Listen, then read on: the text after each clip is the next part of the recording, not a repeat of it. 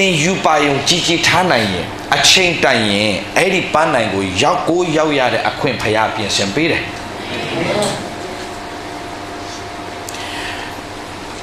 ကျွန်တော်က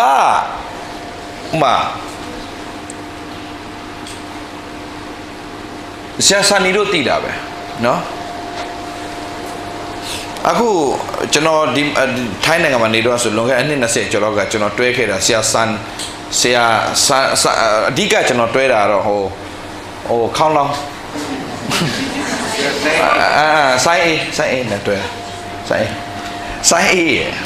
ကျွန်တော်ရဲ့ဆရာထုံးမြပြီးတော့ကိုကင်းဆိုတာရှိတယ်ကျွန်တော်၄ယောက်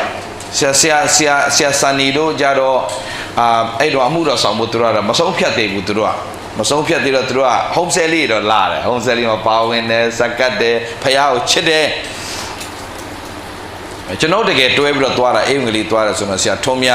ကျွန်တော်အဲ့ဒီဆရာဆိုင်အေးဥပဒါဘာခေါင်းလောင်းလဲကျွန်တော်မသိဘူးဒါပေမဲ့ဆိုင်အေး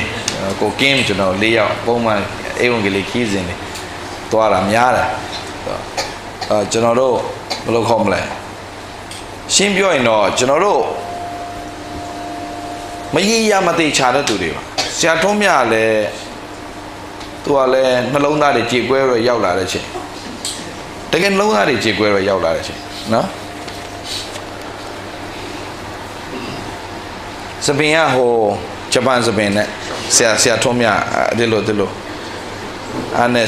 ဆရာဇော်မင်းကပြောတယ်ဆရာမှုတော်ဆောင်ပါဆရာဒီလိုမလုပ်ပါနဲ့ဒီလိုလေခင်ဗျာသိလားမသိဒီလိုဟိုစပင်ရောအဲ့လိုညက်ထားပုံစံသူညက်ထားဆရာဇော်မင်းကနေတော့ဘီတစ်ချောင်းသွားယူပြီးတော့ဖြီးပေးတယ်ဒီလိုခွဲပါဆရာအခုသူခွဲထားတဲ့ပုံစံအဲ့ဒါဆရာဇော်မင်းလှုပ်ထားတဲ့စတိုင်အဲ့ဒါခွဲတယ်အဲ့လိုဆိုတော့ကျွန်တော်မရေးရပါဘူးဗျ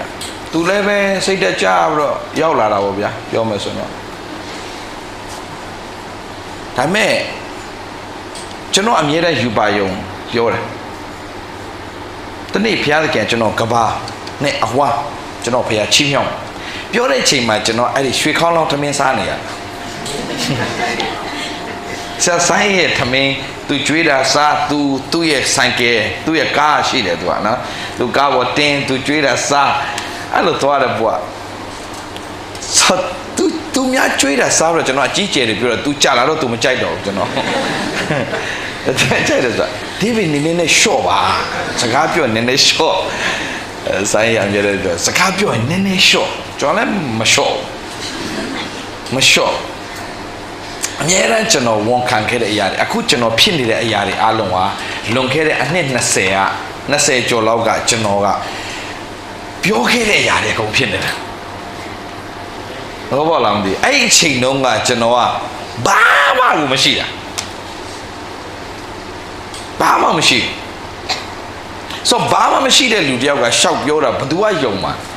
ဘေးနားမှာတမင်းကျွေးနေလူတော်မှဒေါသထွက်လာတယ်အဲ့ဆရာဆိုင်အေးဒေါသထွက်လာနည်းနည်းရှော့ပါစကားပြောရင်နည်းနည်းရှော့ပါဒါမဲ့ကျွန်တော်ယုံကြည်တယ်ဗျကျွန်တော်ယုံကြည်ဒီယုံမလာခင်ကျွန်တော်ကအမှုတော်ဆောင်တွေပါလေဖြစ်ချင်တဲ့စိတ်မရှိဘူးဗျာမပြောင်းလဲသေးတော့ကျွန်တော်ဘာလို့ကျွန်တော်အဆိုးတော်ဖြစ်ချင်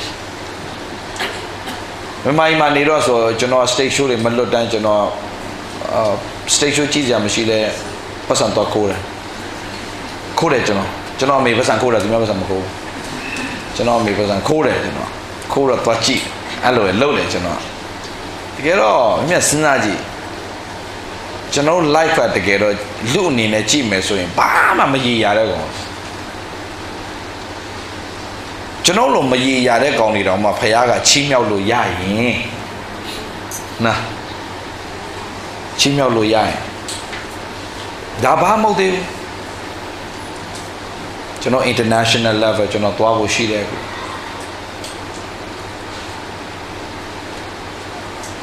အများကြီးဆက်လုပ်ဖို့ရှိ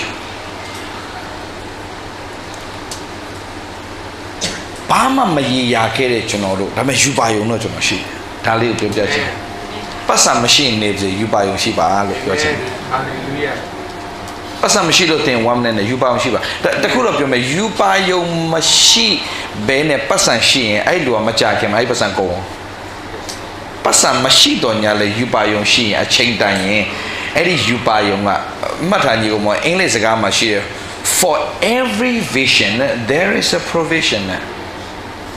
for every vision there is a provision Amen ယူပါယုံအနောက်မှာအမြဲတမ်းမဆာချင်းကလိုက်လေရှိတယ်တဲ့ Amen ယူပါယုံရှိဖို့ပဲလိုတာဟုတ်နော်ဆိုတော့ကျွန်တော်တို့လွန်ခဲ့တဲ့နှစ်20ကကျွန်တော်ယူပါအောင်ထားခဲ့တဲ့အရာတွေကျွန်တော် life မှာအကုန်ဖြစ်လာတာအကုန်ဖြစ်တာမဖြစ်နိုင်တဲ့အရာတွေလည်းအများကြီးကြုံတွေ့ခဲ့ရတယ်ဒါပေမဲ့မှတ်ထားညီကိုမောင်မတို့ဘယ်လိုမျိုးကြုံတွေ့ရပါစေ keep going တင်အမြဲတမ်းတင်ကြည့်ရမှာနောက်ပြန်လှည့်ဖို့မစင်စားနဲ့ရှေ့သွားဖို့ပဲစဉ်းစားအမြင့်ဆုံးပြန်တဲ့အမြန်ဆုံးနဲ့အမြင့်ဆုံးကဘာမှာသွားနိုင်တဲ့လေရင်ပဲရှိတယ်မဟုတ်ဘူးလားခရီးအဝေးဆုံးသွားနိုင်တာအမြင့်ဆုံးနဲ့အမြန်ဆုံးအဝေးဆုံးသွားနိုင်တာလေရင်ပဲအဲ့လေရင်မှာ back gear မရှိဘူးဗျာအောင်မြင်ခြင်းတဲ့သူတယောက်ကဘယ်တော့မှနောက်ပြန်လှည့်မယ်ဆိုတဲ့စကလုံးမရှိအောင် back gear ပြန်ထိုးမယ်ဆိုတာမရှိအောင်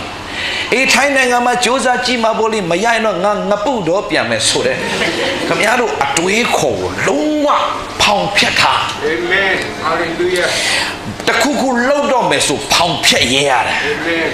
ငါပြန်စရာလမ်းမရှိဘူးငါရှေ့ဆက်သွားဖို့ပဲရှိတယ်ဆိုတဲ့စိတ်ရှိရတယ်သူများအမျိုးစုံပြောလိုက်မယ်နေရောဘာမလို့နေရောအဲ့လိုစကားမျိုးပြောနေတာလေဒါမျိုးတွေလာလိုက်မယ်ပတ်ခါညီကိုမောင်မတော့တင်းဤကောင်းနဲ့ပဲပေါင်းလို့ရတယ်လင်းယုံကလင်းယုံနဲ့ပဲပေါင်းလို့ရတယ်ကြီးကန်းနဲ့သွားပေါင်းလို့မရအောင်စာကလေးနဲ့သွားပေါင်းလို့မရဘူးဗျာဆိုတော့ကိုယူပါယုံပြောလို့ तू က agree သဘောမတူပေးနိုင်ဘူးဆိုရင်အဲ့ဒါကစာကလေးတွေလွတ်ထားလိုက်တော့တို့ကလင်းယုံဖြစ်တယ်ယူပါယုံကြီးထားရမယ်စကားကြီးကျယ်မပြောနဲ့တယ်ဗမာစကားပုံနဲ့ဖျားစကားနဲ့စัจကျင်ပတ်ပြညီကောင်မောင်မဖျားစကားဘာပြောလဲစကားကိုအောင်ပြောတယ်ထမင်းမကုန်ခင်မှာဒီမှာရှိလေကျမ်းစာရှိတယ်နော်ပြန်ပြမယ်ဗမာစကားကဘာဥမတောင်းမှာဖျားစကားဘာပြောလဲတီလာဆောင်ရင်ဥမတောင်းမယ်ကွာဘယ်မှာပြောလဲနိုင်ငံတော်နဲ့အဲ့တော့ဘာလဲရှေးဥစွာရှာသွားပါလဲတီလောက်ဆောင်လိုက်စမ်းပါမင်းဥမတောင်းမှာဒါပဲဒါပဲအမှုတော်ဆောင်နေဥမတောင်းလားမတောင်းလားမသိဘူးနော်တောင်းလာမှရှန်အောင်ထွက်နေရှိတယ်ဟာလေလုယာဘုရားရှင်ဟုတ်တယ်ဆရာဇော်မင်းဆိုရှော့နေရတာဆိုတော့ကျွန်တော်ပြောချင်တာလေဖခင်ရဲ့နှုတ်ကပတ်တော်လောက်သိချတာဘာတခုမှမရှိဘူး Amen Hallelujah အာမင်ဆိုယူပါကြည့်ထားပါ Amen မဖြစ်နိုင်တဲ့ຢာတွေအုံနောက်ထဲမှာအကုန်ထုတ်ဟုတ်မဖြစ်နိုင်ဘူးဆိုတဲ့တွေးခေါ်တွေအကုန်ထုတ်မဖြစ်နိုင်ဘူးဆိုတာကခမ ्या က back gear သမားမဖြစ်နိုင်ဘူးလို့တွေးနေခမ ्या ကလင်းယုံမို့ခမ ्या စာကလေးကိုမဖြစ်နိုင်ဘူးဆိုတဲ့အနှုတ်လက္ခဏာတွေများနေဆိုပြန်ကြည့်ပြီးတော့နာမည်မှဲ့ကိုနာမည်ပြောင်းမောင်ဘသူဖြောင်းပြောတယ်မောင်စာကလေးဒါပဲမစာကလေးဆိုတော့လူကယူပါယုံကြီးထားရမှာဘာလို့ယူပါယုံမရှိတဲ့လူကအောင်မြင်ခြင်းလည်းမရှိဘူးပန်းနိုင်မရှိတဲ့သူကဘယ်တော့မှလည်းပန်းနိုင်မရောက်ဘူးဗျရှင်းလေးပဲသူဘာသာသူဖြစ်သွားမှာဘာဖြစ်မှာလဲပန်းနိုင်မရှိပဲနဲ့ဘဝမှာပြေးလို့မရဘူးဗျပန်းနိုင်မရှိပဲပြေးတဲ့လူကခင်ဗျားတို့တွေ့ဘူးလားအယူအပြေးပြိုင်ပွဲတွေ့ဘူးလားအယူပြေးပြိုင်ပွဲเนาะရန်ကုန်မှာလေဖိုးတော်တော့လှုပ်တယ်အခုတော့မလှုပ်တော့ဘူးเนาะဟိုတော့အယူပြေးပြိုင်ပွဲဆိုတာခင်ဗျားစတိုင်ကတော့ရေးလက်မိုက်တာအားလုံးတာထွက်တော့မဲ့စတိုင်နဲ့ရေးလက်မိုက်တာအဲ့လိုတွေအကုန်ဖီးဆိုမဟုတ်လေအနောက်ပြန်လှည့်ပြေးတဲ့ကောင်ရှိတယ်ဘေးပြေးတဲ့ကောင်ရှိတယ်အရှိတဲ့ပြင်းနေရောက်ခဏနေကြမှာဝင်းတော့မဲလာဆိုဘာလို့လာမှာလဲပြန်လှည့်ပြေးတဲ့ကောင်ရှိတယ်အမျိုးစုံရှိတယ်ဘယ်သူမှပန်းနိုင်မဝင်ဘူးဘယ်သူမှပန်းနိုင်မရောက်ဘူးအယူတယ်ဘာလို့ဆိုတော့သူတို့ပန်းနိုင်မရှိဘူးကျွန်တော်ပန်းနိုင်မရှိဘူးဆိုကျွန်တော်တို့ကိုတီးအဲ့ဒါရင်လေးတွေနဲ့ယူနေတဲ့အဖွဲ့တွေဆိုတော့ပန်းနိုင်ရှိရမယ်လို့ဆိုတာငါတနေ့ဒီပန်းနိုင်ရောက်ကိုရောက်ရမယ် ငါတနေ့ကြီးတော်မှုကိုပြုမဲ့သူတယောက်ဖြစ်ကိုဖြစ်ရ သူရတဲ့ခေတ် ကျွန်တော်1995ခုနှစ်မှာကျွန်တော်ထိုင်းနိုင်ငံကိုရောက်တယ်1996ခုနှစ်မှာကျွန်တော်MCA ဖျားเจ้าမှာ MCA မဟုတ်ဘူးအဲ့တော့ MCFI လို့ခေါ်တယ်မြန်မာ Christian Fellowship International ဆိုပြီးတော့မှဆိုတော့ဒီဖျားเจ้าတူဂျာဆရာဇော်မင်းဆရာ Dominic 3ယောက်ရှိ1998ခုနှစ်မှာဆရာ Dominic က Australia ထွက်သွားတယ်သူကကျွန်တော်လက်တင်ဆုတောင်းပြီးတော့သူရဲ့ praise and worship ကိုကျွန်တော်ပြန် lead လုပ်ရတာဖြစ်တယ်ကျွန်တော်က worship leader ဖြစ်လာတယ်1998ခုနှစ်96ခုနှစ်မှာကျွန်တော်အဲ့လိုမျိုးပဲ every Sunday ကျွန်တော်ဖျားเจ้าမှာပါဝင်စက္ကပ်ရင်းနဲ့စက္ကပ်တာတော့မဟုတ်ပါဗျာဖျားเจ้าသွားတက်တာဒီလိုပဲပြောရအောင်ဖျားเจ้าသွားတက်တာဖျားเจ้าတက်ရင်နဲ့မှာတရက်အမေရိကဆရာတယောက်ကလာတရားဟောတယ်ဗျလာတရားဟောတယ်ကျွန်တော်ကြားဘူးတဲ့တရားဟောချက်နဲ့မတူဘူးဗျသူတရားဟောတာရေးလဲတကိုးပါတယ်ဗျအဲ့တော့ကျွန်တော်တကိုးတွေပါတယ်မသိဘူးဗျာနှစ်ချင်းရလာတော့နှစ်ချင်းနဲ့စော်ကားတာမဟုတ်နှစ်ချင်းမှာဖျက်ရှစ်တော်ရင်အေးဆေးပဲလေးတန်ရှင်မနာအဲ့ချင်းနဲ့ဆိုမယ်ပြီးတော့မှကျမ်းစာလေးထားရုံပဲပါညာပြီးွားရောဗျာကောင်းကြီးတွေပါပေးဆရာလည်းဘာတွေဟောလို့မသိဘူးကျွန်တော်လည်းစကားလေးပြောပါညာပြီးသွားပြီအာမင်ဆိုတာပြီးသွားပြီကျွန်တော်တို့ဖျားကြောင်ပြီးတက်ပြီးသွားပြီဒီနေ့ငါတို့ဖျားကြောင်တက်ပြီးသွားပြီတပတ်တစ်ခါလုံးမဲ့ကိစ္စပြီးသွားပြီခရိယန်တယောက်နေနဲ့ငါလုံးမဲ့ကိစ္စပြီးသွားပြီဆိုတော့ကျွန်တော်ပြန်တာပဲဒါပေမဲ့ဒီဖျားကြောင်မတူဘူးဗျဝိညာဉ်တော်ပါနေတယ်နော်ဝိညာဉ်တော်ပါတာကွာတာပေါ့တည်မှာပျော့တဲ့စိတ်ထဲမှာဝင်သွားတယ်တမျိုးပဲဗျခံစားရတယ်ဆိုတော့အဲ့နေ့မှာအဲ့ဆရာရေးလဲတရားဟောတော့ယာဘတ်အကြောင်းဟောတယ်ယာဘတ်ဆိုတာJabez အကြောင်းဟောတယ်ယာဘတ်ဆိုတာလုံးဝအမေကစကြိမ်ထားတဲ့ကလေးလေးဒါမဲ့ဒီကလေးကသူများဘလောက်ပဲသူ့မကောင်းပြော तू ကခရုမဆိုင်ဘူး तू ကတော့ဘယ်သူငေါ့မကောင်းပြောတယ်ငါဖယားကငါယုံတဲ့တိုင်ငါ့ဖြစ်စေမှာဆို तू ကယုံနေတယ်ယုံပြီးတော့မှ तू ကဆူတောင်းတဲ့အခါမှာဆူတောင်းတတ်တော့ကြောင့်ဖယား तू ဆူတောင်းတဲ့ဆူတွေအကုန်ပေးပလိုက်တယ်သူ့အမျိုးထဲမှာ तू ကထူးဆန်းသောသူဖြစ်သွားတယ်ကျင်ရင်းခံရတဲ့ကောင်လေးကနေထူးဆန်းတဲ့သူဖြစ်သွားတယ်ဝါ तू ကအမအာရပါရဟောရင်းနဲ့ဒီ Jabez ကဲ့သို့ပဲဘာလို့ဆိုတော့ယာဘတ်ပေါ့ဒီ Jabez ကဲ့သို့ပဲမင်းတို့ကိုဒီနေ့ဖယားသခင်ကချီးမြှောက်ခြင်းနဲ့ဖယားဖြစ်တယ်စက္ကပ်ခြင်းနဲ့သူထွက်ခဲ့ရဆိုတော့ကျွန်တော်ငငယ်လေးကသိရမလားဟိုပြောချင်တာလူထဲမှာဘယ်လိုခေါ်မလဲဒီလိုမျိုးရိုးတန်ဘဝကိုကြော်ဖြတ်ခြင်းတဲ့ကောင်မဟုတ်ဘူးကျွန်တော်ကထူးခြားခြင်းနဲ့ကြီးပွားခြင်းနဲ့သူများဆက်ယူရတဲ့သူမဖြစ်ချင်သူများကိုပေးတဲ့သူဖြစ်ချင်တယ်တစ်ပင်တပင်ကောင်းရင်2000နားနိုင်တယ်ဆိုတာငငယ်တော့ကြော်ကြားတယ်အဲ့တစ်ပင်အရန်ဖြစ်ချင်တယ်ငါရဲ့အရေးကိုခိုတဲ့သူတွေဖြစ်စေချင်တယ်လာပြီးတော့နားတဲ့သူတွေဖြစ်စေချင်တယ်ရင်းထဲမှာအရန်ကျွန်တော်ဆာငတ်တယ်တောင်းတအဲ့ဒီဆရာအဲ့ဒီတိုင်းမင်းတို့ဖြစ်ရလိမ့်မယ်မင်းတို့စ조사ယုံနဲ့မရဘူးကိုးစားတက်ရင်ဖယားချင်းမြောက်မယ်ဆိုတဲ့စကားဖယားပါလာရင်မဖြစ်နိုင်တဲ့ຢာအကုန်ဖြစ်မယ်အာရပါရဟောနေကျွန်တော်တခါမှခံစားဘူးချင်းချက်သိန်းထား तू ကစက္ကချင်းသူထွက်ခဲ့လို့ပြောတဲ့ခါမှာကျွန်တော်ထွက်လာကျွန်တော်နှစ်ချင်းမှာဆိုတာထွက်တာလေဆိုတာမရှိဘူးလေဗျာမကျွန်တော်အဲ့နဲ့ကျွန်တော်ထွက်တယ်ဟုတ်တယ်ကျွန်တော်သူများတွေကတော့မတ်တရက်ဆူတောင်းဖို့ဗျာကျွန်တော်လည်းနားမလဲအဲ့တော့ဆူတောင်းလို့ဘုံကလည်းလဲသွားကျွန်တော်ရေလည်းကြောက်တာနှစ်ချင်းလာတော့ကျွန်တော်ကြောက်တာဆိုတော့ငါ့ကိုလည်းလဲသွားရင်ဒုက္ခပဲငါ့ဆိုတော့ကျွန်တော်သွားဆူတောင်းမခံမဲနဲ့ကျွန်တော်ဘာလုပ်လဲဆိုတော့ကျွန်တော်ကလေကတစ်လေးမှာတို့လေကတစ်လေးမှာကျွန်တော်ဒူးထောက်ပြီးတော့ကျွန်တော်96ကျွန်တော်မှရဒူးထောက်ပြီးကျွန်တော်ကဘုရားသခင်လောအဲ့ဒီဆရာကြီးကိုကျွန်တော်အယံအားကြတယ်ဗျာအဲ့ဒီဆရာကြီးထက်ကျွန်တော်ဒီနေ့ချီးမြှောက်ဖို့ကျွန်တော်ဆူတောင်းပါတယ်ကျွန်တော်ဆူတောင်းလိုက်တာ1996မှာကျွန်တော်ဆူတောင်းတကယ်ဆူတောင်းတာသူအဲ့လိုအာရပါရတရားဟောတာကျွန်တော်ရေးလဲသဘောကျ အဲ့ဒါကျွန်တော်ဆူတောင်းတယ်အဲ့ဆရာကြီးထပ်ဖခင်ကျွန်တော်ချီးမြှောက်ပါကျွန်တော်ဆူတောင်း73နှစ်လောက်ကြာတဲ့အခါမှာကျွန်တော်အမေရိကမှာကျွန်တော်ဖခင်စသုံးနေပြီ73နှစ်လောက်ကြာတဲ့အခါမှာကျွန်တော်ကနေဒါအမေရိကကျွန်တော်ရောက်ပြီ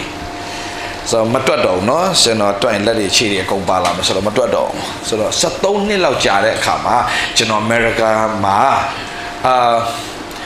Northwest Pacific Conference ကျွန်တော်အမှကျွန်တော် main speaker ကျွန်တော်ဖြစ်တယ်ကျွန်တော်ဖိတ်ကြားခြင်းခံရတယ်ဂျေဇုတော်ကြောင့်ဆိုတော့ကျွန်တော် Northwest Pacific Conference မှာကျွန်တော်သွားတရားဟောတဲ့အခါမှာအဲ့မှာသူတို့ကနေပြီးတော့မှ Let's welcome Pastor David လာနော်ဆိုတော့ကျွန်တော်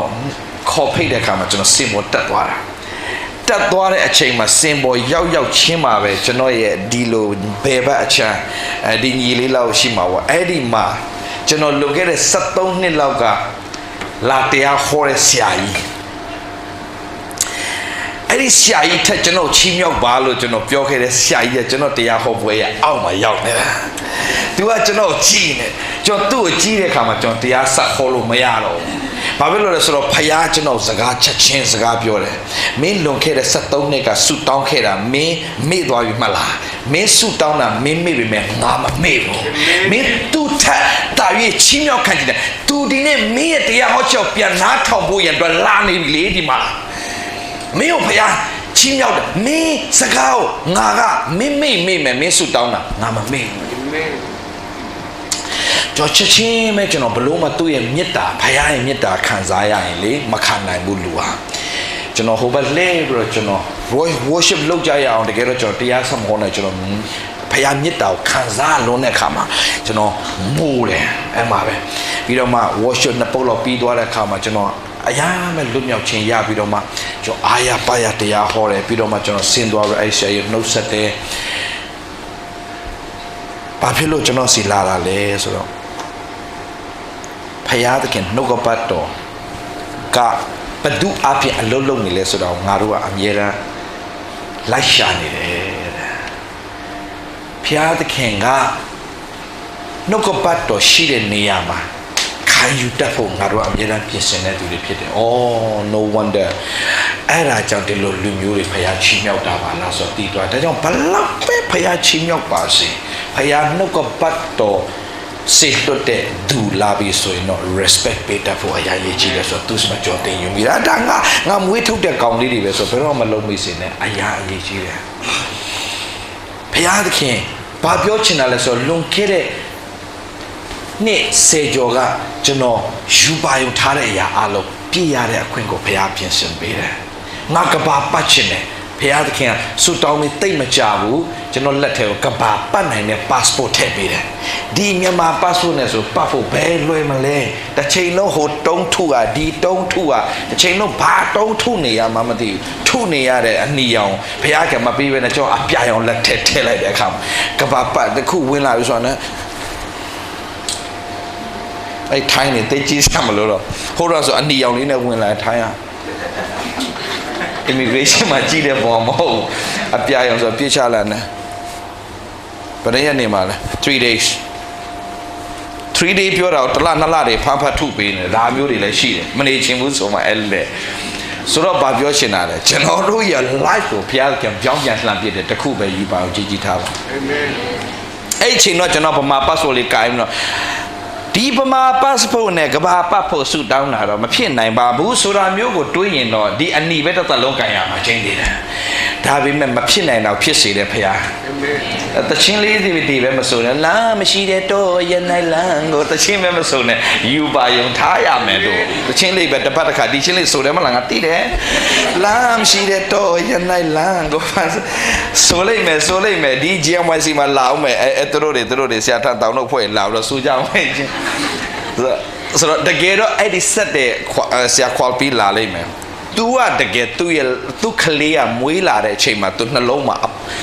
ဘာအဆိုးလဲဘာအပေါက်လဲမသိပါတော့သူကလုံးဝပြဿနာရှိတယ်ဒီကလေးကအသက်ရှည်ဖို့လမ်းမရှိဘူးအဲ့လိုမျိုးလာလေဆိုတော့အဲ့ဒီမှာသူကရေးလဲဖျားနဲ့ချိန်ယူနေဖျားခင်သူ့ကိုဖွင့်ပြတဲ့ချိန်အဲ့တရှင်သူကောက်ရေးတာအဲ့တရှင်တိုင်းမဲ့တကယ်ပဲဖျားခင်လည်းတကယ်မဆာတယ်သူ့သားလေးအသက်တောက်တကယ်ကျမ်းမာတဲ့ကလေးလေးဖြစ်လာတယ် ဆိုလမ်းမရှိတဲ့အချိန်မှာလမ်းကိုဖြစ်စေတယ်ဖေဟာနော်တွေးချောက်တဲ့အယိုးတွေကိုဘိုးချီဖြစ်စေတယ်ဖေဟာဘလောက်ယုံနေလဲယုံနိုင်တဲ့အထိဖေဟာကောင်းချီးပေးနိုင်တယ်ဖေဟာဆိုတော့ဒီနေ့မှာကျွန်တော်အခုမှဝင်ငါမညီကောင်မောင်မအခုမှကျွန်တော်တရားစာဟောတော့မှာအခုနကျွန်တော်အဲ့ဒါ intro ဝင်အခုမှကျွန်တော်စံစာမဖွင့်မချင်းအဲ့ဒါတရားမဟောသေးဘူးအခု zip ကပိတ်ထားတော့မှာ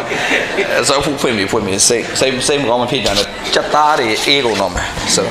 စက်သားကြော်တာကျွန်တော်တွေ့လိုက်တဲ့အောက်မှာခဏလေးအားလုံးကြည့်အောင်တုတ်တန်ကြံခန်းကြီး19အငယ်21တုတ်တန်ကြံခန်းကြီး19အငယ်21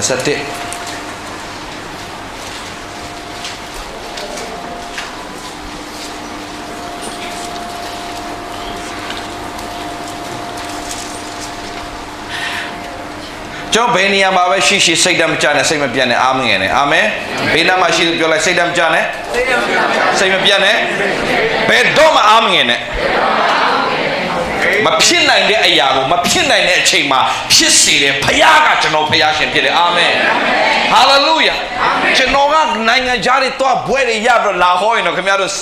ဒီလူကဘွဲရလို့ဆိုပြောလိုက်မှာဘာဘွဲမှမရှိဘူးကဘာပတ်နေတာ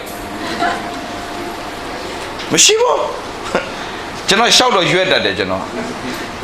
ဘွဲသမားတွေဘာမှရှောက်ရှိရမလားခင်ဗျာဘာဘွဲလဲတဲ့ BA လို့ပြောလိုက်ဘာ BA လဲတဲ့ဟဲ့ BA လေအဘေးထွက်တော့အဲ့ဒါဘေးနဲ့ပြောခင်ဗျာဘာ BA လဲ born again လေအဲ့လေကျွန်တော်ဘွဲရှိတယ် born again အာမင် hallelujah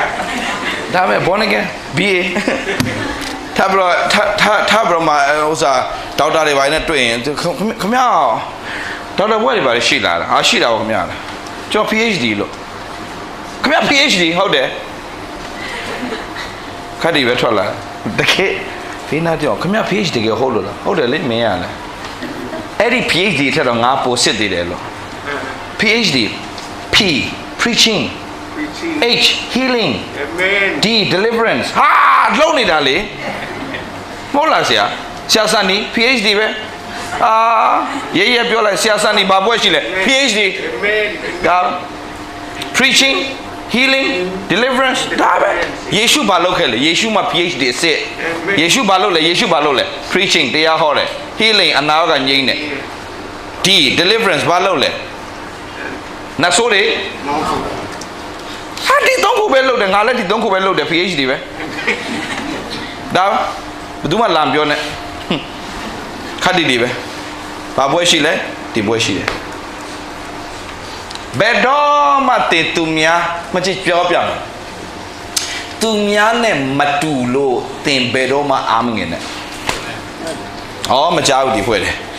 သူများနဲ့မတူတဲ့အပေါ်မှာတင်ဘယ်တော့မှအားမငင်နဲ့သူများနဲ့မတူအောင်ဖခင်လှုပ်ထားတာလေသူများနဲ့တူစရာအကြောင်းမှမရှိတဲ့ကိစ္စသူများနဲ့မတူတာဘာလို့ဝမ်းနေနေတာသူများနဲ့တူစရာမလို့တင်ရတင်မယ် तू ကတူပဲတင်ရတင်မယ် तू ကမတူဘူးလက်ပွေရရောင်တော့မတူဒီလက်ပွေရကဘာမှာဘယ်လောက်ရှိလဲ how many population number this kind 8 billions ဆိုဘာမှလို့ဘယ်လိုပြောမလဲတန်း8000တော့လူဦးရေရှိတဲ့ဒီကဘာကြီးထဲမှာ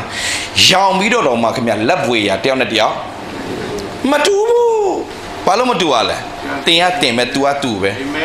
တင်ဖြစ်ချင်းကိုတင်တည်ရင်တင်ဖြစ်ချင်းကတင်ကိုအောင်မြင်သွားစေလိမ့်မယ်တင်အထဲမှာ very unique တင်ကိုဖျားသခင်ဖန်ဆင်းတဲ့ထဲထားပေးတဲ့အရာကြောက်စရာကောင်းတဲ့အရာတွေအများကြီးတင်ယုံနေတယ်လို့တင်အောင်မြင်မှကိစ္စတွေအများကြီးဆရာဝန်ကသေလိမ့်မယ်လို့ပြောတယ်ငါမသေဘူးလို့ရဲပြောရင်အဲ့ဒီဆရာဝန်ရှေ့မှာတက်တည်ခါနဲ့ခွင့်ဖျားအမြဲတမ်းပြန်ပေးအဲ့ဖွဲ့တွေမင်းတို့ယုံလားမသိဘူးမယုံရင်နေယုံတဲ့လူကတက်တည်ဖြစ်တယ်အခုကဘာကျော်ဆရာကြီးဂျိုအော့စတင်ဆိုတာရှိတယ်ဂျိုအော့စတင်ကြားဘူးလားမသိဘူးကြားဂျိုအော့စတင်ဆိုတဲ့ဆရာကြီးသူ့ရဲ့အမေကအသက်ကင်ဆာနဲ့သေတော့မယ်အမေရိကမှာဆိုတာပောက်ကရရှောက်ပြောလို့မရဘူးမြန်မာပြည်ကဆရာဝန်တွေလို့ sorry နော်ဟုတ်လို့ ဒီလိုပါသွားတတ်တယ်ဘရိတ်ပေါက်တယ်လို့ခေါ်ခန်းစားချက်ပါလာတတ်တယ်ဆိုတော့အမေရိကဆရာဝန်ကြီးတွေတကယ်ဆရာဝန်ကြီးတွေကပြောလိုက်တယ် sorry ပဲနော်တဲ့နှစ်ပတ်ပဲခံတော့မှာမို့လို့တဲ့အိမ်ကိုပြန်ပို့ပြစေဘယ်လောက်လဲနှစ်ပတ်ပဲခံတော့မယ်အိမ်ကိုပြန်ပို့ပြစေမိသားစုနဲ့ပြောလေးနေလိုက်ပါတဲ့မသေးခင်တဲ့နိုင်ငံခြားလူတွေပွင့်လင်းနေပြောရင်အဲ့လိုမျိုးသူများအောင်မပြောအဲ့လိုမရှိဘူးခင်ဗျားတည်ရတော့မယ်တဲ့ရိုးလေးပဲပြောတယ်လူတိုင်းဆရာဝန်ကြီးတွေအစားခေါ်ပြီးတော့ခင်ဗျားတည်ရတော့မယ်ပြင်ဆင်ထားပါနှလုံးသားကိုဒါပဲပြောတယ်ဆိုတော့ဒါနဲ့ကတ်ကြီးနဲ့သူတို့ကားပေါ်ပြန်တင်တော့မဲ့ချိန်မှာ तू ကဆရာဝန်အားလုံး तू မလှုပ်နိုင်တော့တယ်မကောင်းလေးပဲလှည့်ပြီးတော့ तू ပါပြောလဲဆိုတော့ see you again နဲ့ see you again နဲ့ဆရာဝန်တွေကနှစ်ပတ်ပဲတည်တော့မယ်ဆိုတဲ့လူကထားတော့ see you again doctor see you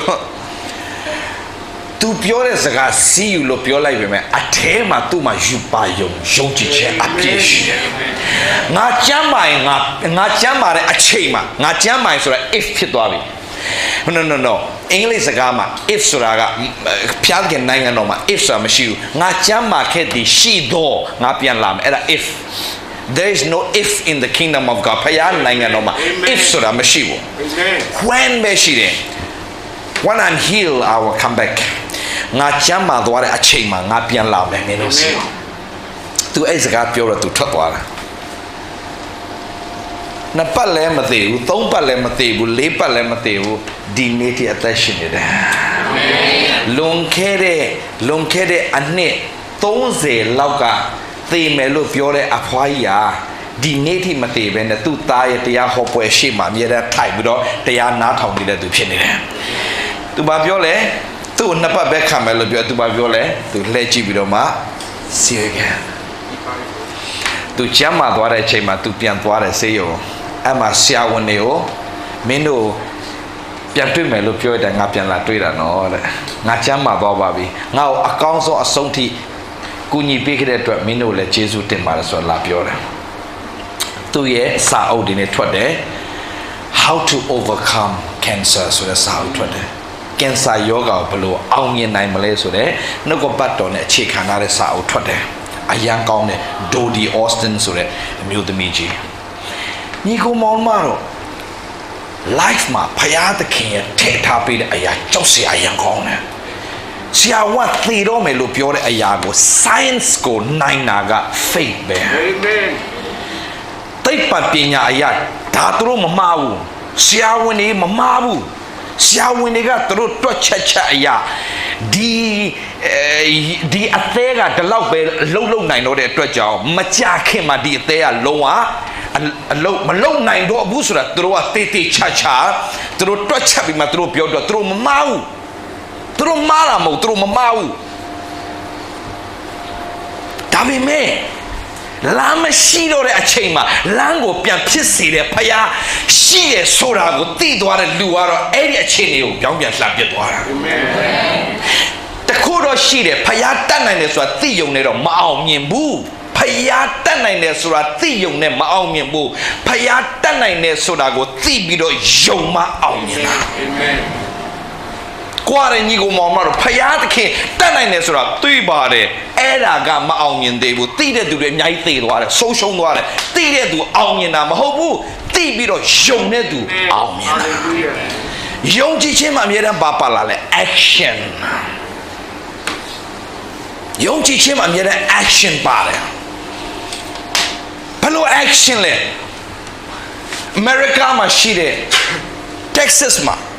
အရန်မိုးခေါင်တဲ့ခါမှာအသီးနှံနေအရန်ပြဿနာတက်လာတာဒါနဲ့အသင်းတော်တွေအားလုံးက it's time to pray ဆူတောင်းဖို့အချိန်ငါတို့တန်ပြီဆိုတော့အသင်းတော်လိုက်ဆူတောင်းကြတာဘာဖြစ်ဖို့ဆူတောင်းလဲမိုးရွာဖို့ဆူတောင်းကြတာ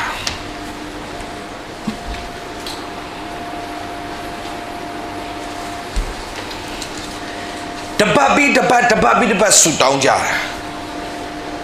ပေမဲ့3ပတ်မြောက်လောက်တဲ့အချိန်မှာကလေးတယောက်ကနေထပြီးတော့မှမိုးရွာဖို့ဆူတောင်းနေကြတာတဲ့အဖေတို့ဦးလေးတို့ရတယ်ခီးမဝယ်ထားဘူးတဲ့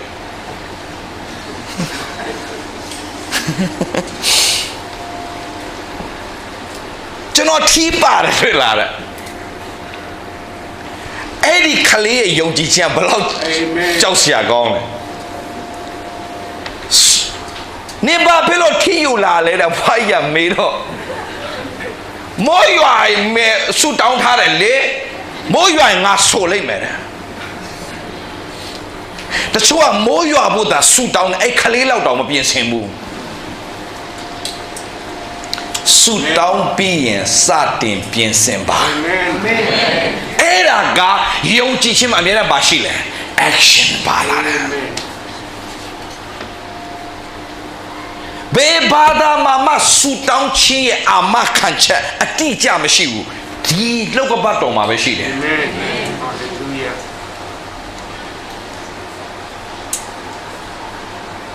ဆူတောင်းခြင်းအရန်တကိုးပါလားဆိုတော့သင်ကဘလောက်ကြောက်စရာကောင်းဖျားဖန်ဆင်းထားလဲဆိုတော့သင်သိသွားပြီသင်နဲ့ဖျားနဲ့အဆက်ရသွားပြီဆိုရင်သင်ကဘာကိုသင်ကဘာမှာတည်ကြီးတော်မှုပြုမဲ့သူဖြစ်ဖို့ဖြစ်လာလဲမှာကျွန်တော်တို့ကောင်းပြီနော်မဟုတ်ညီကိုမောင်မတော့ကြီးတော်မှုပြုကိုပြုရမယ်ကျွန်တော်တို့ကမွေးလာတာကကျွန်တော်မွေးလာတဲ့ we are born to do something great we are born to do something new or something great ကြီးတော်မှုတစ်ခုပြုဖို့မွေးလာတဲ့သူတွေကျွန်တော်တို့က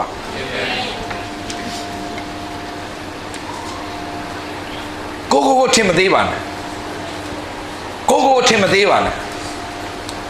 ကိုအားငယ်တဲ့သူတွေအားလုံးကိုအထင်သေးတဲ့လူတွေအားငယ်တဲ့သူတွေကဘာလဲကိုထင်သေးတဲ့လူတွေကျွန်တော်ကဘယ်တော့ခါမှကျွန်တော်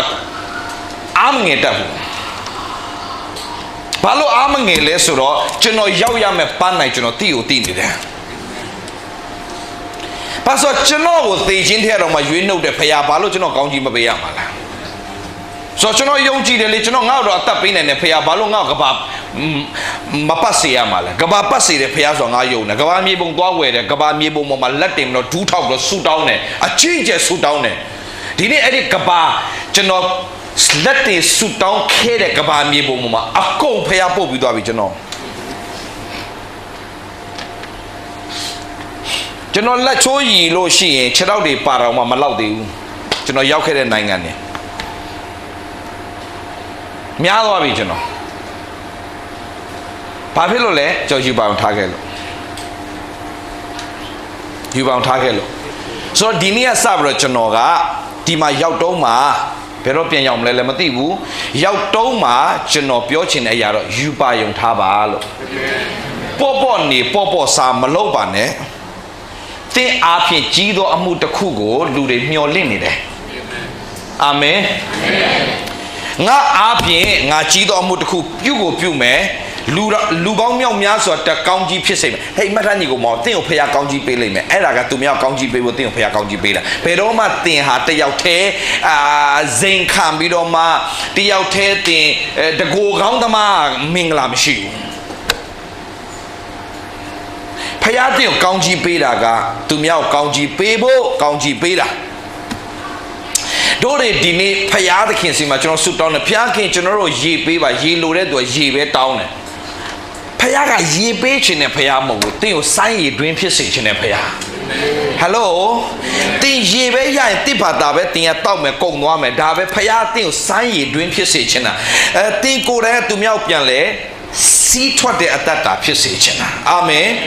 မှတ်သားညီကိုမောင်မတော်ဘယ်တော့မှတင်တို့ကဆူတောင်းတဲ့အခါမှာကျွန်တော်ရေပေးပါမတောင်းနဲ့စိုင်းရေတွင်ဖြစ်စေပါလို့တောင်းရတယ်မြတ်တို့သဘောပေါက်လားမသိဘူးဆူတောင်းတဲ့အခါမှာယူပါယုံကြီးထားရတယ်ဆူတောင်းတဲ့အခါမှာဖျားကြီးကျွန်တော်ရေပေးပါအဲ့ဒါယူပါယုံအရန်နေတဲ့ဆူတောင်းချက်ရေပေးပါမတောင်းအောင်စိုင်းရေတွင်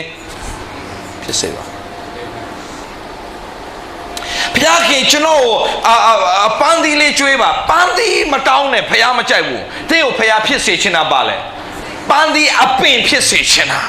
အပင်ကမြောက်များစွာအတီးတီးအတီးထဲကဘာရှိလဲအစေးရှိတယ်အဲ့ဒီမျိုးစေ့ကဘာပြန်ပွားတဲ့ခါမှာဘာဖြစ်လဲအပင်တွေပြန်ဖြစ်လာတယ် yes အဲ့ဒါဘုရားဖြစ်စေချင်တင်းတို့တောင်းတဲ့အခါမှာဘယ်တော့မှတင်းတို့က resource ကိုမတောင်း source ကိုတောင်းရတယ်ပြောချင်တာကတင်းတို့ပါမုတ်လောက်ပဲတောင်းတယ်ဘုရားပါမုတ်ပေးချင်တာမဟုတ်တင်းကိုဘာဖြစ်စေဂျုံဆန်ဖြစ်စေချင်လားဂျုံဆန်မရှိဘဲနဲ့ခင်ဗျာဘယ်လိုလုပ်ဂျုံမဖြစ်လာမယ်ဂျုံမမရှိဘဲနဲ့ဘယ်လိုပါမုတ်ဖို့မလဲ come on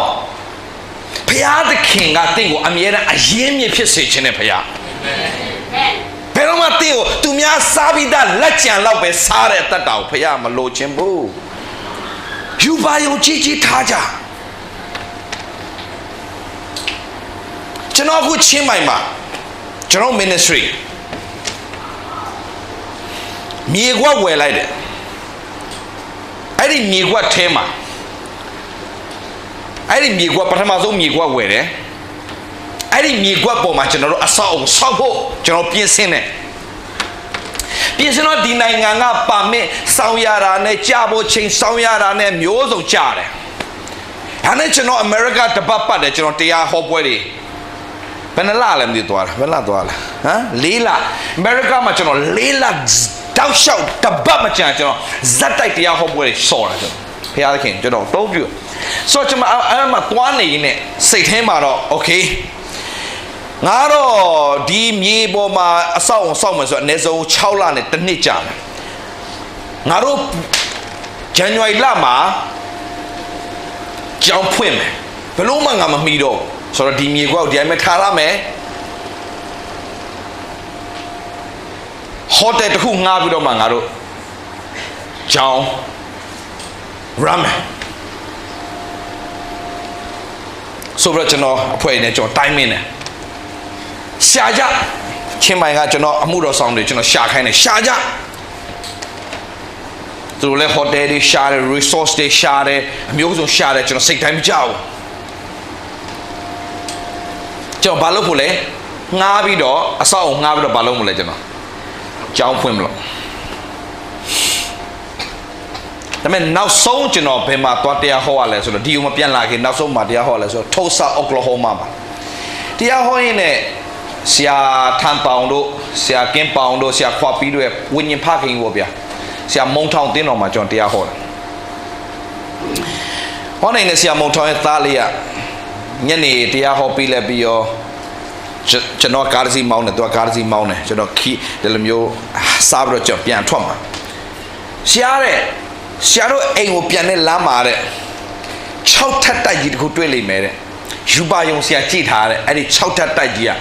အဲ့ဒါမကြသေးမီမှာ32သန်းနဲ့ American dollar 32သန်းနဲ့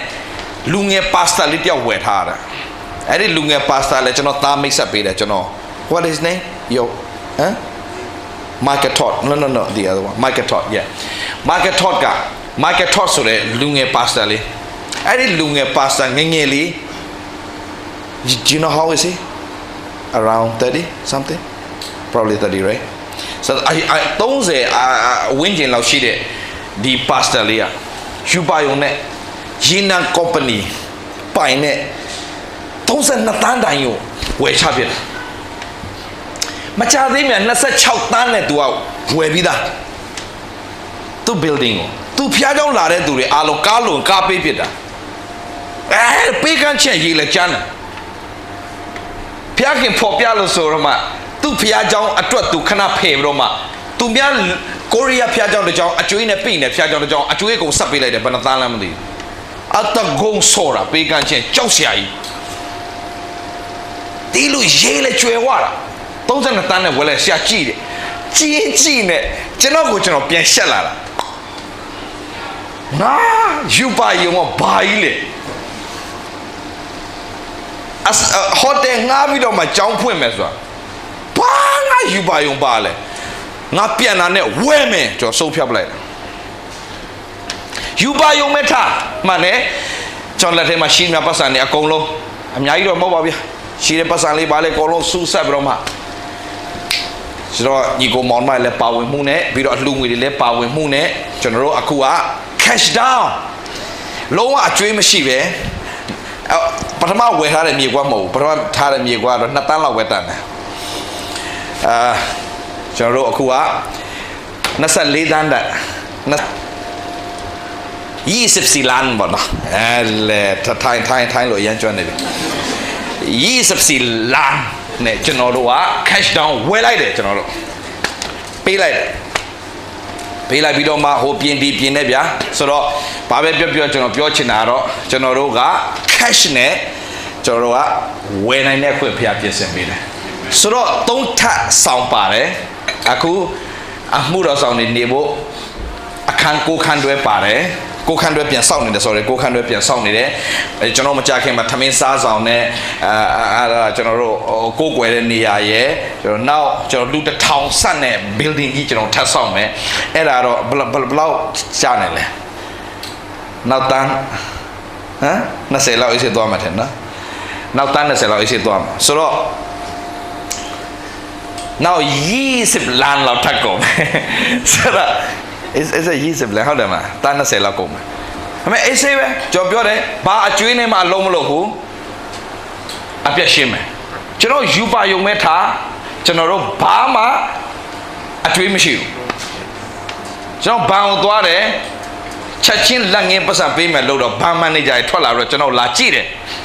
ချောလို့ကြည့်တာတော့မဟုတ်ဘူးအချီးတော့မသူတို့ဘန်ကာတွေလာပေးလို့သိရမလား anytime ဆက်သွယ်တော့ရတယ်ဘာညာနဲ့သိရမလားသူတို့ထိုင်းလူမျိုးတွေကဘန်နဲ့ပဲသူတို့ချီးပြီးပတ်စံလောက်တာရှိတယ်ဒီလိုမျိုး cash တွေပေးတာနဲတယ်ဆိုတော့ကျွန်တော်တို့ကလုံနိုင်တဲ့ခွင့်ဖျားပြင်ဆင်မယ်ဒါဆိုဘာလို့လုံနိုင်တာလဲပြောအတွေးခေါ်ပြောင်းပလိုက်လို့ဘယ်လိုပြောင်းလိုက်တာလဲငါပြီးတော့မှငါတို့တနေ့လောက်ကြိုးစားပြီးတော့ကြောင်းဖွင့်အောင်ဆိုတဲ့အတွေးခေါ်ကနေဖယားဒိန်းဆိုဖွင့်ပြလဲသူတော့လုံနေတာငါဘာလို့မလုံနိုင်ရမှာလဲဆိုအတွေးတစ်ချက်ဝင်လာချိန်မှာပြန်သွားနေကျွန်တော်ဟိုဝဲမယ်ဒီဝဲမယ်ဆိုတဲ့ဟာတွေအားလုံးကျွန်တော်ပတ်စံတွေအားလုံးဘာမှမဝယ်တော့ဘဲနဲ့ကျွန်တော်အဲ့ထက်အကုန်ပြစ်ထည့်တာသင်ဖယားခင်ချီးမြှောက်ခြင်းခံခြင်းရင်သင်ရှိတဲ့ຢာအလုံးဖယားကိုယင်စားပေးကျန်တဲ့ဟာဖယားခင်ကိုတာဝန်ယူသွားလိမ့်မယ်အာမင်ဟာလေလုယာဖယားတကယ်လှုပ်တယ်ဖယားညီကိုမောင်မတော်အာမင်နိုင်ငံတော်နဲ့ဖြောင်းမှချင်းရှိစွာရှာနောက်မှထိုးရဖယားပေးမယ်ဆိုတာတကယ်ပေးတယ်ညီကိုမောင်မတော်တကယ်ပေးတယ်အာမင်တော့ကိုရှိတဲ့အရာကိုဖယားလက်ထက်အနန္တန်ပွားတဲ့ခွင့်ဖယားပြင်ဆင်ပေးတယ်ဆိုတော့ကျွန်တော်ယူပါယုံထားတယ်ဒီကောင်လှုပ်တယ်ဖယားတို့လာကြည့်လို့ရတယ်ချင်းမိုင်လာလို့ရတယ်လာကြည့်ကြယူပါယုံအကျွေးမရှိဘူးငှားတာမဟုတ်ဘူးအပိုင်ရဲကျွန်တော်ပြောနေကြမျက်နှာဝါချမ်းလူဘာဝရတယ်မျက်နှာဟေးလူဘာဝတာမဖယားဘာဝသွားတာအာမင်ဖယားသားသမီးတွေဘာလို့လဲအပိုင်ကုန်ွယ်တယ်အခုထပ်ပြီးတော့ချဲ့ထားတဲ့ဘေးနာကွက်ကြီးကြည့်နေကျွန်တော်ထောက်ဝယ်ဦးမှာဘာလို့ချင်တာညီကိုမအခုမကြခင်မှာကျွန်တော်ကိုပိုင်စောက်အောင်ပါကြားလိုက်တယ်ဘဲမလဲဘဲမပြင်ဆင်ထားလဲဘဲမလဲတွေ့ပြီလားနေရာတွေ့ပြီလားဆရာဟိုဘက်ချာလက်ဆန်တာဆွဲလိုက်တော့စားရလောက်ချဘာလို့မရမှာလဲဖယားသားသမီးတွေဖယားပဲကိုပေးတယ်ဒါပေမဲ့စလုပ်ရဲရတယ်စချစ်လှမ်းရတယ်ငါဘာလို့ငါမှာလဲငါဝယ်မယ်လို့ပြောတဲ့ချိန်တော့လက်ထဲမှာဒီလောက်ကြီးမရှိသေးပါဘူးဒါပေမဲ့ဒိန်းဆိုပွားဝင်လာတာဖယားခင်မဆာတာအကုန်လုံးနော်ဟုတ်တယ်နော်ဝင်လာတာဒါအဓိကပတ်စံကြိုက်တွေ့တဲ့ဆရာမကြီးဒါဆိုအဓိကအကုန်လှုပ်သွားရှိမှာကွတိအကုန်ဖျားခင်မဆာတာအကုန်ကြိုက်တွေ့တယ်ဖျားခင်မဆာပြတ်တော့စောညီကိုမောယူပေါင်းထားကိုမပတ်စံရှိလောက်နဲ့ငါရဲ့လာကတလောက်ကိုအဲ့လိုဆိုတော့ဆိုင်ကေပဲဝယ်ခမရမစင်းစားငါကားဝယ်မယ်တခါလေးရေးချတာငါရဲ့လာကအလုံးနှစ်ခုလုံးရင်တော့ night shift နဲ့ day shift ရှောက်မစင်းစားနဲ့အိတ်ဖို့ချိန်စင်းစားအရေးကြီးတာယူပါယုံထားအာမင်ဟုတ်ပြီနော်ဆိုယူပါယုံထားပါယူပေါင်းထားတယ်ဆိုတော့ဘာတွေ့လဲကျွန်တော်ပြောပြမယ်ညီကိုမောင်မတော်ကိုယ့်အဖြစ်သူများကောင်းကြီးဖြစ်မယ်ဆိုအဲ့ဒါစစ်မှန်တဲ့ယူပါယုံအာမင်အာမင်ဖျားသခင်တင့်ကိုကာမစီစီချင်းထင်လို့လားဟာတင်တို့ဖျားသခင်လောကမှာပင်ပန်းနဲ့ဟဲ့လို့ဟာ ပင်ပန်းနွမ်းလျားပြီးတော့တနေ့အချိန်နဲ့ကုန်သွားပါတော့နော်မကြည့်ညီကောင်မောင်တော့ဖះကြံစီပြောပြမယ်နော်တေချာနားထောင်ဖះလူကိုသာပင်ပန်းဖြစ်စေချင်ရင်တရက်နေ့ကလေးကလူကိုဖန်ဆင်းမှာပေါ့တရက်နေ့ကလူကိုဖန်ဆင်းတော့ငါဝိုင်းကူလို့ပြောမှာပေါ့ဒါဖះပြောလားဖះကအကုန်ဖန်ဆင်းပြီးမှ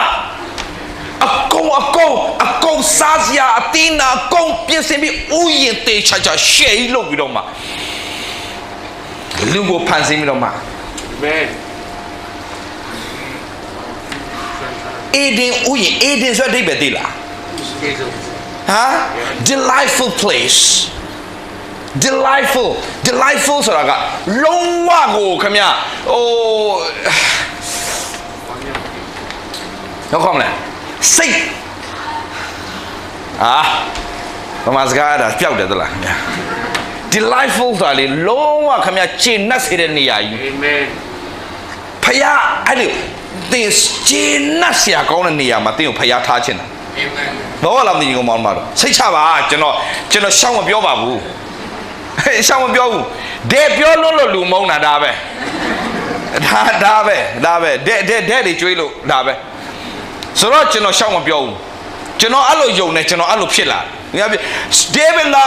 ကျမ်းမာချမ်းသာတရားဟောတယ်ကျမ်းမာချမ်းသာမဟောလို့ငါဆင်းရဲပြီးတော့တေကြလို့ဟောရမှာငါစဉ်းစားကြည့်လေဖယားသခင်ကဆင်းရဲခန္ဓာတို့တွေကျွယ်ဝဖို့လေဟာလားသူ့အသေးခန္ဓာတို့တွေအသက်ရှင်ဖို့လေဒီဖယားကိုယုံကြည်ပြီးတော့မှကျမ်းမာချင်းကြောင့်မဟောဘဲနဲ့နင်တို့နာကြငါကြခင်ယောဂလေးတွေဖြစ်သွေးတိုးတွေနှလုံးတွေဖြစ်ပြီးတော့တေရမှာဖြစ်တဲ့အတွက်ငါလို့ဟောမှာ come on နှုတ်ကပတ်တော့အဲ့လိုမပြောဘူးကျွန်တော်ကျမ်းစာသင်တို့လွန်ကျူးခြင်းပြစ်များကြောင့်နာခြင်းဆိုတာထိုးခြင်းနှိပ်စက်ခြင်းဒုက္ခနဲ့ဒုက္ခသောဒဏ်ချက်အပြင်ငါတို့အနာပျောက်ပြီဒါကြောင့်ကျွန်တော်ပွဲတော့စားလာလေ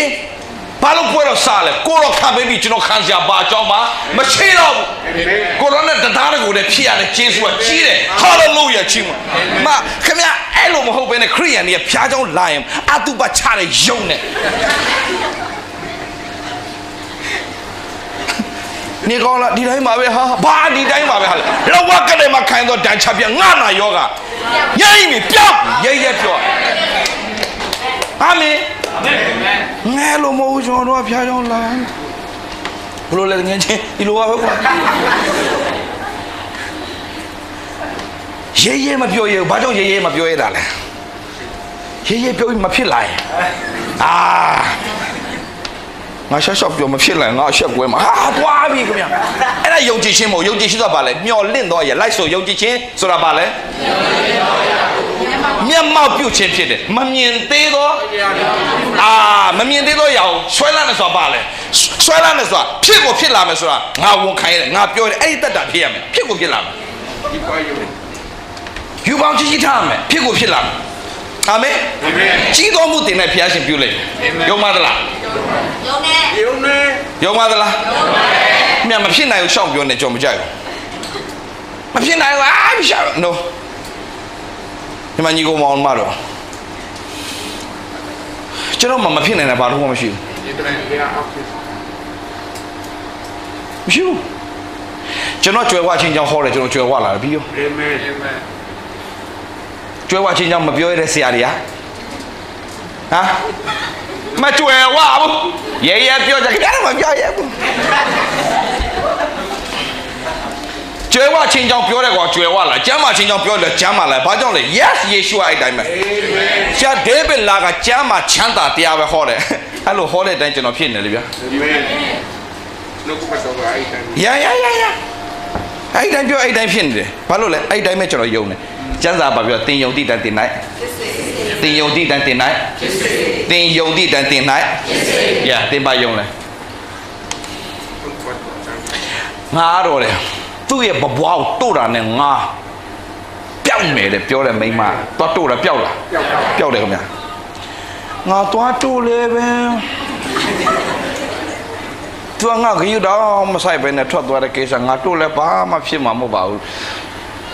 ဖြစ်တဲ့သူကမှတ်ထားကြည့်ကုန်မောင်မအဲ့ဒီခေတ်အဲ့ဒီကာလမှာအဲ့လိုမိန်းမတွေအများကြီး ကျန်းစာထဲမှာဒီမိန်းမတစ်ယောက်ပဲပါလာတာဒါပေမဲ့အဲ့လိုဖြစ်နေမိန်းမတွေအများကြီး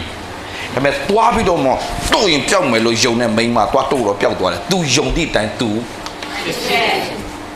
တင်ယုံသည့်တိုင်းတင်ဖြစ်မယ် အာမင် That's it အာမင် ဒါဖျားခင်ကျွန်တော်ပြင်ပန်းစေခြင်းနဲ့ဖျားမဟုတ်မပြင်ပန်းစေခြင်းလုံးလို့ကိုခမရမပြောချင်တော့ဒါပေမဲ့ပြောမယ်ဖျားเจ้าနေမှာရေးထားတယ်ဝင်လေးပြင်ပန်းတော့သူပေါင်းတော့ငါထန်သူငါသည်ဒါပေမဲ့သေဥရှာကိုယ်တိုင်ပြင်ပန်းနေတယ်ဝင်လေးပဲပြင်ပန်းတော့သူငါထန်သူလာငါချမ်းသာပေးမယ်လို့ပြောကြတဲ့က तू ကပြင်ပန်းစေခြင်းလို့လား No rest